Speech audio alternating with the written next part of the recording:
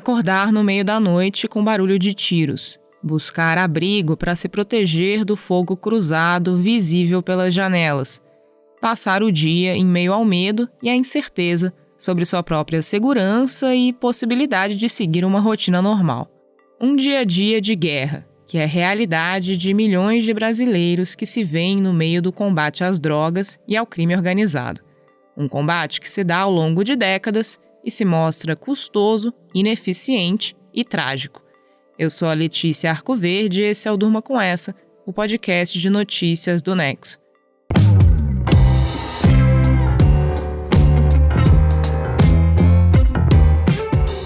Oi, eu sou o Antônio Mami, estou aqui com a Letícia para apresentar esse podcast que vai ao ar de segunda a sexta, no fim da tarde e início da noite, sempre com notícias que podem continuar a ecoar por aí. Terça-feira, 24 de maio de 2022. Dia que começou assim para moradores da comunidade de Vila Cruzeiro, no Complexo da Penha, na zona norte do Rio de Janeiro.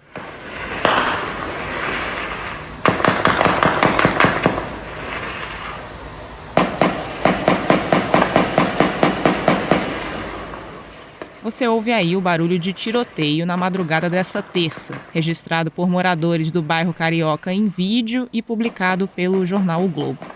Por volta das 4 da manhã, a moradora da região Renata Trajano, que é cofundadora do coletivo de direitos humanos Papo Reto, publicou no Twitter que ela havia acordado no susto com o barulho.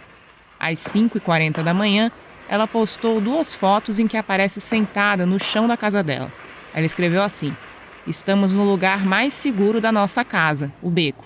As rajadas ecoam nos nossos ouvidos e chega a doer."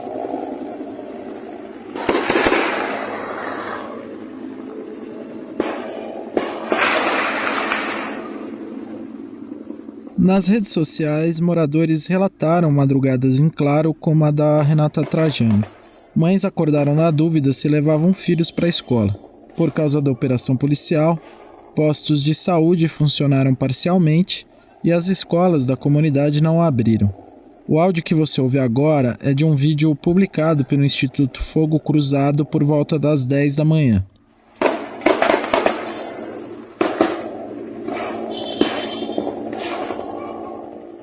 Escolas também fecharam no Complexo do Alemão, outra comunidade da zona norte do Rio, onde moradores também relataram ouvir tiros.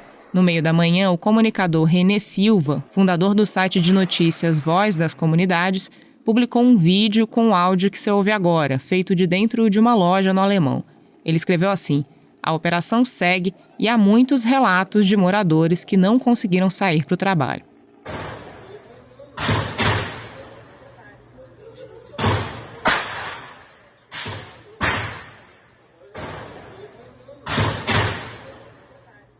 Às 4 da manhã, o BOP, Batalhão de Operações Policiais da Polícia Militar do Rio, e a Polícia Rodoviária Federal entraram na Vila Cruzeiro numa operação que tinha como objetivo prender líderes da facção criminosa Comando Vermelho. Os policiais dizem que a região da Vila Cruzeiro tem abrigado membros da facção vindos de outras comunidades do Rio, como Jacarezinho e Chapadão, e também de outros estados brasileiros. Até a tarde dessa terça, o número de mortos na operação era 22. Uma das vítimas foi uma moradora da comunidade chamada Gabriele Ferreira da Cunha, de 41 anos, que foi atingida por uma bala. Os outros mortos eram, segundo a polícia, suspeitos que trocaram tiros com os agentes de segurança. Segundo testemunhas, o maior número de mortes ocorreu no meio de uma mata da comunidade. Ao jornal O Globo, o advogado Gilberto Santiago, que socorreu uma das vítimas, descreveu a situação como um cenário de guerra. A PM diz que os confrontos começaram porque os agentes foram recebidos por tiros por membros da facção.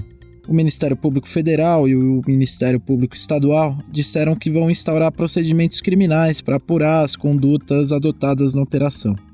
Conviver com tiroteios é parte da rotina de uma parcela do Rio de Janeiro. O Instituto Fogo Cruzado faz um monitoramento da violência armada no Rio e contabilizou 1.162 tiroteios na capital fluminense de janeiro até o fim de abril. Em 409 ocorrências, policiais estavam envolvidos. Desde o início do ano, 322 pessoas foram mortas por tiros e 309 ficaram feridas. Foram registradas mortes de 18 agentes de segurança nesses episódios. Em maio de 2021, pouco mais de um ano atrás, aconteceu a operação policial mais letal da história do Rio de Janeiro, na comunidade de Jacarezinho, que terminou com 28 mortes.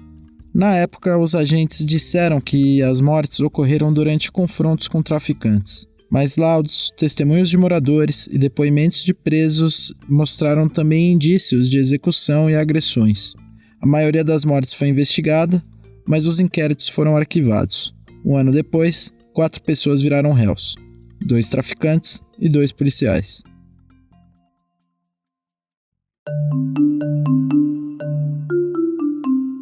Operações policiais, como a dessa terça-feira na Vila Cruzeiro e a do Jacarezinho um ano atrás, fazem parte da lógica de guerra às drogas difundida no país. Esse conceito surgiu nos Estados Unidos em 1970, se baseia em políticas proibicionistas e repressão e foi rapidamente adotado pelo Brasil. Mas especialistas em segurança pública defendem que essa abordagem é ineficaz. Eles dizem que ela não reduz o consumo de drogas, nutre a violência e a corrupção policial, expõe os agentes de segurança a riscos maiores, traz altos custos financeiros para o Estado e, por afetar em especial comunidades pobres, traduz a face mais violenta do racismo brasileiro. De acordo com o levantamento de 2020, realizado por universidades e pela Fogo Cruzado, a maior parte da população carioca vive sob o domínio de organizações criminosas. A milícia e o tráfico atuam em bairros onde vive mais da metade da população da cidade. 18% dos cariocas vivem em regiões controladas pelo Comando Vermelho, a maior facção do estado. Mas o domínio maior, 33%, é das milícias, grupos criminosos que têm em seus quadros membros das forças de segurança. Bruno Paes Manso, pesquisador no Núcleo de Estudos da Violência da Universidade de São Paulo e autor do livro A República das Milícias, falou com o Nexo depois da operação do Jacarezinho e disse o seguinte sobre esse tipo de ação policial, abre aspas, as operações nesses moldes de entrar no morro com participantes de grupos especiais fortemente armados vem sendo há muito tempo uma política fracassada que nunca produziu outro resultado senão violência e revolta, fecha aspas. O Bruno Paes Manso considera que esse tipo de ação tem com frequência um papel de facilitar atividades ilegais por parte de policiais ou de grupos ligados a eles. Um exemplo disso é o fato de apreensões de drogas e armas serem chamadas de espólio de guerra, que, segundo o pesquisador, muitas vezes acaba revendido para outros grupos criminosos. A sensação de medo causada por operações também acaba alimentando esse ciclo. Abre aspas de novo para o Bruno Paes Manso. Quanto mais a população se sente vulnerável diante dessa imagem do traficante armado e dessa guerra que eles gostam de pintar diante do cotidiano da cidade, mais a polícia pode continuar com seus esquemas e a população se sente refém da polícia, mesmo que corrupta. Fecha aspas. O crime organizado tem dinâmicas muito complexas, o que exige políticas de segurança pública mais completas para combatê-lo com eficiência. Especialistas da área dizem que operações policiais não contribuem para esse combate. Ainda assim, elas viraram a regra no Rio de Janeiro. Existem registros de incursões policiais em comunidades pobres da cidade desde a década de 30. Mas foi na década de 80 que o tráfico de drogas tomou uma dimensão mais organizada e ameaçadora no Brasil. A partir da década de 90, essas operações policiais se tornaram um instrumento central na estratégia de repressão à criminalidade no estado do Rio. Nessa mesma década, chacinas perpetradas por agentes da lei, em missão oficial ou não, também viraram uma ocorrência recorrente. A abordagem não foi capaz de conter o crime organizado nem a violência nos morros. Em 2002, há 20 anos, a mesma comunidade da Vila Cruzeiro era palco de um caso que marcou o Brasil. O jornalista Tim Lopes, de 52 anos, desapareceu enquanto fazia uma reportagem sobre tráfico de drogas para a TV Globo. Ele foi sequestrado, torturado e morto por traficantes do Comando Vermelho, e teve o corpo queimado e enterrado no cemitério clandestino. Os responsáveis pelo crime foram presos e condenados. Foi também em 2002 que foi apresentado pelo Senado o projeto da atual Lei de Drogas, instituída em 2006. Alguns dos dispositivos dessa legislação são questionados por reproduzir um modelo ineficaz da chamada guerra às drogas. A lei estabeleceu a despenalização da posse para o uso pessoal, mas não fixou critérios objetivos para diferenciar usuário e traficante. Para especialistas, essa falta de precisão abriu caminho para que preconceitos sociais e raciais ditassem quem era considerado usuário ou traficante, pela polícia ou pela justiça. Segundo entidades de direitos humanos, isso contribuiu para o aumento da população carcerária brasileira nos últimos 10 anos. E num sistema prisional superlotado e precário, as facções criminosas se fortalecem. Essas políticas também custam caro para o país. Em 2021, o Centro de Estudos de Segurança e Cidadania calculou o tamanho desse gasto. Ele englobou os custos para a polícia, judiciário e instituições no geral, nos estados do Rio de Janeiro e de São Paulo.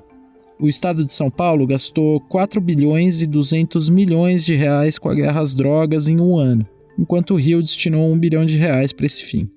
Os pesquisadores também calcularam o que poderia ter sido custeado com esses valores investidos em manter a política de drogas. No Rio, esse 1 bilhão poderia, por exemplo, ter pagado a educação de 252 mil alunos do ensino médio, ou beneficiado 145 mil famílias com renda básica durante um ano. Numa guerra que já dura décadas, os resultados formam um círculo vicioso que custa caro aos cofres públicos, faz vítimas entre os mais vulneráveis e alimenta o medo da população.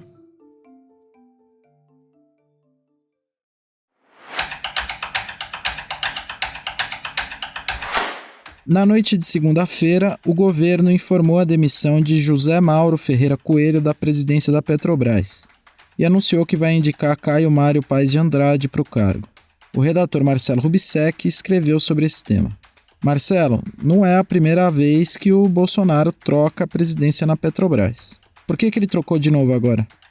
Pois é, o José Mauro Coelho é o terceiro presidente da Petrobras que o Jair Bolsonaro demite. O primeiro foi o Roberto Castelo Branco, lá em fevereiro de 2021, que aliás foi quem ficou mais tempo no cargo, já que ele durou pouco mais de 2 anos.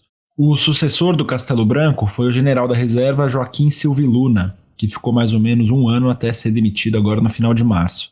E José Mauro Coelho só durou 39 dias no cargo até ter a demissão definida pelo Bolsonaro. Se a gente for olhar para as demissões, tem um padrão que elas sempre aconteceram um pouco depois de aumentos dos combustíveis pela Petrobras. Então a gente sabe que o presidente está preocupado com a inflação, que está na casa dos 12% em 12 meses, e está de olho na eleição. E ele critica muito a política de preços da Petrobras, que acompanha o preço internacional do petróleo, que está subindo desde meados de 2020. Só que quando o Castelo Branco e o Silvio Luna foram demitidos, o Bolsonaro escolheu um substituto que não mudou a política de preços da empresa. Então muitos analistas apontam um certo jogo de cena aí. E o que pode mudar de fato agora? Olha, a gente ainda não sabe exatamente o que vai acontecer agora, mas tem a informação sendo publicada em diferentes veículos de imprensa de que talvez, dessa vez, o novo presidente da Petrobras realmente interfira na política de preços e tente impedir novos aumentos, pelo menos até a eleição de outubro. Mas é isso, ainda não dá para a gente realmente cravar se vai ser isso que vai acontecer. De todo jeito, a eleição está se aproximando e a pressão sobre o Bolsonaro está crescendo, já que ele continua em segundo lugar nas pesquisas, atrás do ex-presidente Lula. Então a gente precisa ficar de olho para ver se dessa vez a Petrobras vai realmente mudar a política de preços ou se vai acabar sendo um pouco mais do mesmo. O texto dele você lê no nexojornal.com.br.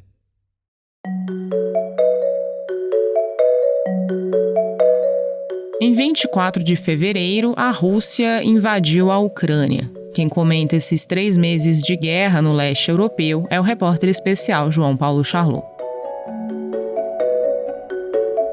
Olá, ouvinte. Olá, amigos do Durma com essa.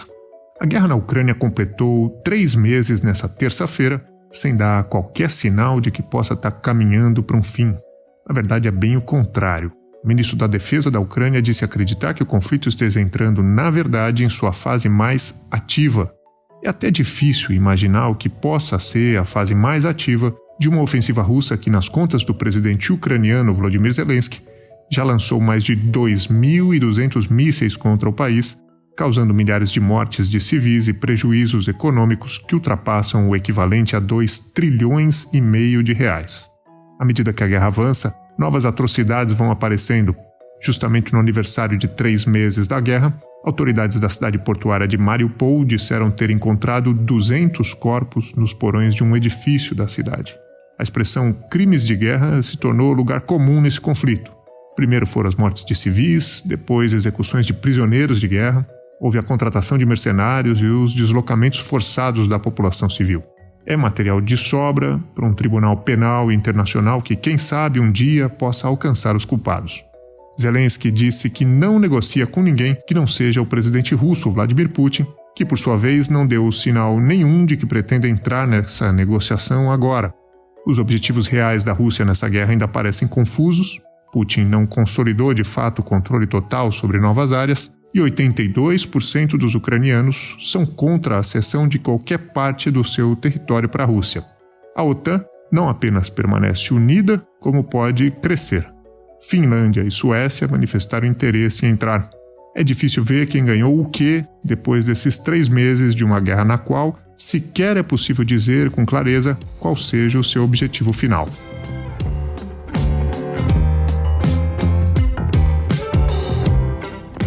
Do círculo vicioso da guerra às drogas no Brasil, passando pela troca da presidência da Petrobras e terminando com os 3 meses da guerra na Ucrânia, durma com essa.